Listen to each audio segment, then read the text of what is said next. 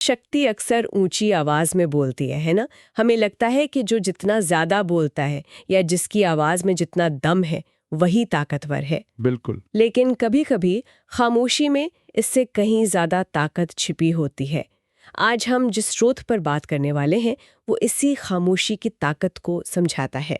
इसका नाम है the silent king, the wisdom of listening. ये एक ऐसे राजा की कहानी है जो लगभग अपना सब कुछ खोने की कगार पर था, सिर्फ इसलिए क्योंकि उसे लगता था कि एक राजा का काम बोलना है, सुनना नहीं। सुनना नहीं। तो आज हम इसी कहानी के जरिए ये समझने की कोशिश करेंगे कि लीडरशिप में सुनने का असल मतलब क्या है। और ये बहुत ही दिलचस्प विषय है, क्योंकि ये कहानी भले ही पुरानी लगे लेकिन आज के दौर में भी उतनी ही सच है। सही बात है।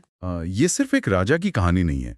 ये किसी भी सीईओ, किसी भी मैनेजर या किसी भी ऐसे इंसान की कहानी हो सकती है जो किसी टीम को लीड कर रहा हो। ये दिखाती है कि कैसे एक लीडर या तो अपने लोगों से जुड़ता है या फिर अनजाने में ही उनसे कटता चला जाता है।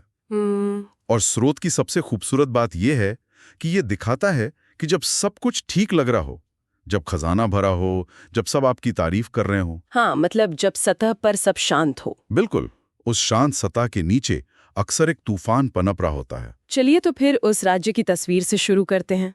स्रोत बताता है कि वो एक बेहद खुशहाल और अमीर राज्य था। नदियां, हरे भरे जंगल और एक शानदार दरबार। और वो दरबार, दरबार वो हमेशा आवाजों से गूंजता रहता था। मंत्री, विद्वान, सेनापति, सलाहकार, हर कोई अपनी बात कहना चाहता था। राजा को अपनी सलाह से प्रभावित करना चाहता था। हाँ, एक तरह से उस दरबार में सबसे ऊंची आवाज में बोलना ही काबिलियत मानी जाती थी। बिल्कुल, ये एक कल्चर ऑफ नॉइज था, यानी शोर की संस्कृति।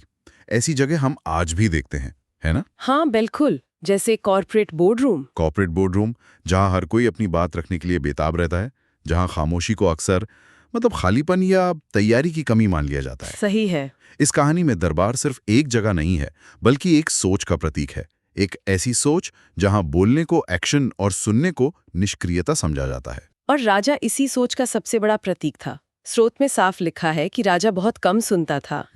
उसकी सोच के कह सकते हैं 3 मजबूत स्तंभ थे। ओके। पहला, फैसले तुरंत होने चाहिए। दूसरा, हिचकिचाहट या ज्यादा सोचना कमजोरी की निशानी है। अच्छा। और तीसरा, अगर आप सबकी बहुत देर तक सुनते हैं तो ये दिखाता है कि आप खुद ही उलझन में हैं। मुझे ये बात थोड़ी हैरान करती है।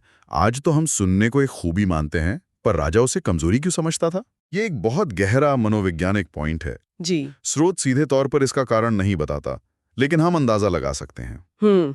अक्सर इस तरह का व्यवहार आत्मविश्वास से नहीं बल्कि असुरक्षा से पैदा होता है। एक लीडर को डर होता है कि अगर मैंने सबकी सुनी तो लोग मुझे कमजोर समझेंगे। अच्छा। उन्हें लगेगा कि मेरे पास अपने विचार नहीं है। ये एक भ्रम है कि मजबूत दिखने के लिए आपको हमेशा बोलना पड़ता है। सही बात है। असल में राजा शायद अपनी सत्ता पर किसी भी तरह के सवाल से डरता था और उसके लिए हर सलाह एक संभावित सवाल थी। और ये सिर्फ उसकी सोच नहीं थी, उसके हर काम में ये बात झलकती थी। हाँ, स्रोत में उदाहरण भी हैं। हाँ, कुछ बड़े सटीक उदाहरण दिए गए हैं, जैसे जब किसान बढ़ते हुए टैक्स का बोझ लेकर उसके पास आते तो वो उनकी बात बीच में ही काट कर कह देता, राज्य चलाने के लिए धन चाहिए। सुनता ही नहीं था। बिल्कुल। जब व्यापारी उसे खतरनाक हो चुके व्यापार मार्गों के बारे में चेतावनी देते तो वो उसे उनकी नाकामी छिपाने का बहाना समझता। और जब दूर दराज के गांवों के बुजुर्ग बढ़ती अशांति की खबर लाते तो वो अधीर हो जाता था। हाँ। उसका एक तकिया कलाम बन गया था, बस बहुत बातें हुई, मुझे पता है कि क्या करना है। और ये तकिया कलामी सब कुछ बता देता है ना? हाँ। ये सिर्फ अधीरता नहीं है, एक तरह से अपने चारों ओर एक दीवार खड़ी करना है, एक ऐसा इको चेंबर बनाना जहां सिर्फ आपकी अपनी आवाज गूंजे। बिल्कुल। और लीडरशिप में ये सबसे खतरनाक जाल है। और यहीं पर स्रोत की वो पंक्ति बहुत मायने रखती है। सोना अभी भी बह रहा था, सेनाएं वफादार थी, लेकिन सतह के नीचे कुछ बदल रहा था। यह हमें बताता है कि खराब फैसलों का असर तुरंत नहीं दिखता। एक संगठन या एक देश अंदर से खोखला होता रहता है, जबकि बाहर से सब कुछ चमकीला और मजबूत नजर आता है। सही बात है। विश्वास धीरे धीरे खत्म होता है, एक झटके में नहीं। तो सब कुछ सतह के नीचे उबल रहा था। जाहिर है ये हमेशा तक तो नहीं चल सकता था। नहीं, कुछ तो टूटना ही था। और यही कहानी में एक ऐसा मोड़ आता है जिसकी किसी को उम्मीद नहीं थी। एक शाम भरे दरबार में एक युवा दरबारी जिसे पहले किसी ने नोटिस भी नहीं किया था, हाँ, वो राजा से कुछ कहने की इजाजत मांगता है। राजा उसे बेमन से इजाजत दे देता है, शायद ये सोचकर कि ये भी कुछ सुना कर चला जाएगा। और यहाँ से माहौल बदलना शुरू होता है। आप सोच सकती हैं उस दरबार में हर कोई अपनी बारी का इंतजार कर रहा है, अपने शब्द तैयार करके बैठा है। बिल्कुल। और इस लड़के को मौका मिलता है। लेकिन वो कुछ बोलता ही नहीं। खामोश। उसे इजाजत मिलती है और वो बस सिर झुकाकर खामोश खड़ा हो जाता है। 1 सेकंड, 2 सेकंड, 1 मिनट, पूरा दरबार बेचैन हो उठता है। मंत्री एक दूसरे को देखने लगते हैं, कानाफूसी शुरू हो जाती है। ये खामोशी उस दरबार के शोर से ज्यादा बेचैन करने वाली थी। राजा की झुंझलाहट साफ दिखने लगती है। हाँ। आखिरकार वो अपनी त्योरी चढ़ाकर पूछता है, तुम चुप क्यों हो? क्या सीन रहा होगा वो? आप सोच सकती हैं उस कमरे में तनाव को। हाँ बिल्कुल। उस दरबारी ने कुछ भी न कहकर वो कर दिया जो कोई कहकर नहीं कर सकता था। उसने दरबार का नियम ही तोड़ दिया। सही बात है। शोर की उस संस्कृति में खामोशी एक विद्रोह जैसा था। ये अप्रत्याशित था। राजा को आदेश देने की, बहस जीतने की, बात काटने की आदत थी, पर आप खामोशी से कैसे लड़ सकते हैं? लड़ ही नहीं सकते। आप उस पर चिल्ला नहीं सकते, उसे गलत साबित नहीं कर सकते। उसने राजा को पहली बार प्रतिक्रिया देने के बजाय सोचने पर मजबूर कर दिया। और फिर उस दरबारी ने जो जवाब दिया वो पूरी कहानी का दिल है। उसने बहुत शांति से सिर उठाकर कहा, महाराज, क्योंकि खामोशी एकमात्र तरीका था जिससे मुझे लगा कि आप आखिरकार सुनेंगे। 1 मिनट रुकिए। इस लाइन की ताकत को समझना बहुत जरूरी है। ये कोई आरोप नहीं है, बल्कि एक बहुत ही दुखद और गहरा बयान है। हाँ। वो ये नहीं कह रहा है कि आप एक बुरे राजा हैं। वो कह रहा है सिस्टम इतना टूट चुका है, संवाद के रास्ते इतने बंद हो चुके हैं कि अपनी बात आप तक पहुंचाने का कोई और तरीका ही नहीं बचा था। सही। ये राजा पर हमला नहीं था, ये उस बहरेपन पर एक टिप्पणी थी जो पूरे सिस्टम में घर कर गया था। उस एक वाक्य ने और उस खामोशी ने राजा को अंदर तक हिला दिया। बिल्कुल। स्रोत बताता है कि उसने कुछ ऐसा किया जो उसने सालों से नहीं किया था। सही। उसने दरबार खाली करने का आदेश दिया।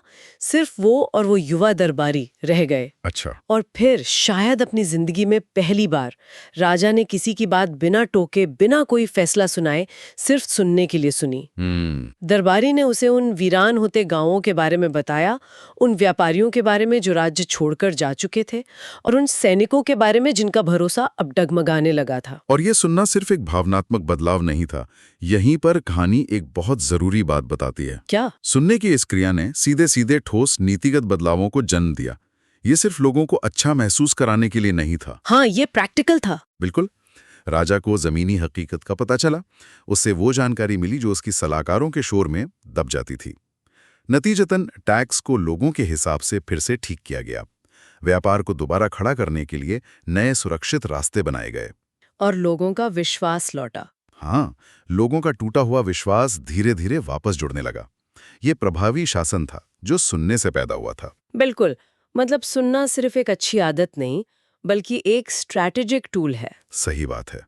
और इस बदलाव का असर इतना गहरा था कि सालों बाद जब उसका राज्य फिर से अपनी खुशहाली के लिए मशहूर हो गया, तो किसी ने उससे उसकी सफलता का राज पूछा। स्रोत के मुताबिक राजा का जवाब बहुत सादा था। उसने कहा, मैंने सीखा कि शासन करना ऊंची आवाज में बोलने के बारे में नहीं है, बल्कि ज्यादा देर तक सुनने के बारे में है। और यही कहानी का असली सार सामने आता है। ये सिर्फ सुनना अच्छा है वाली बात नहीं है। स्रोत 3 परतों में से खोलता है, जो हमारे लिए 3 बड़े सबक हैं। हाँ, इन्हें सिर्फ एक सूची की तरह देखने के बजाय राजा की यात्रा के हिस्सों की तरह देखना चाहिए। पहला सबक क्या है? पहला है व्यक्तिगत बदलाव से जुड़ा। सुनना कमजोरी नहीं, बुद्धिमानी है। राजा पहले सुनने को हिचकिचाहट और कमजोरी की निशानी मानता था, लेकिन उसने सीखा कि सुनना असल में जानकारी इकट्ठा करने का, दुनिया को समझने का सबसे शक्तिशाली तरीका है। बिल्कुल। जब आप सुनते हैं तो आप सिर्फ तथ्य नहीं जानते, आप लोगों की भावनाएं, उनके डर और उनकी उम्मीदें भी समझते हैं। ये दूसरों के प्रति सम्मान दिखाने का तरीका है। और जब लोग सम्मानित महसूस करते हैं तो वे आपको वह सच्चाई बताते हैं जो आपको वाकई जानने की जरूरत होती है। सही बात है। और दूसरा सबक उसके शासन करने के तरीके से जुड़ा है। हाँ, दूसरा सबक है संगठनात्मक बदलाव के बारे में। समझ के बिना शक्ति दूरी बनाती है। ये बहुत गहरा है। राजा के पास ताकत की कोई कमी नहीं थी। उसके आदेश का पालन होता था, लेकिन वो अपनी प्रजा से बहुत दूर हो गया था। हाँ, एक खाई बन गई थी। मैं बैठकर फैसले ले रहा था, जबकि जमीन पर हकीकत कुछ और थी। असली शक्ति हुक्म चलाने से नहीं, बल्कि जुड़ाव से आती है। और जुड़ाव के लिए समझ जरूरी है, जो बिना सुने कभी नहीं आ सकती। सही। बिना समझ के शक्ति सिर्फ एक खाली और बेअसर आदेश बनकर रह जाती है। और तीसरा सबक हमें वापस उस खामोश दरबारी के पास ले जाता है। बिल्कुल। तीसरा और शायद सबसे गहरा सबक है संवाद के तरीके को बदलने के बारे में। खामोशी कभी-कभी वो सिखा सकती है जो शब्द नहीं सिखा सकते। उस दरबारी की खामोशी को फिर से याद कीजिए। उसने राजा से बहस नहीं की, उसे आंकड़े नहीं दिखाए, उस पर चिल्लाया नहीं, कुछ नहीं।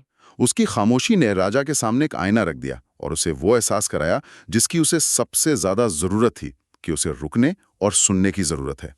ये एक ऐसा सबक था जो कोई भी जोशीला भाषण या तर्क नहीं सिखा सकता था। हाँ।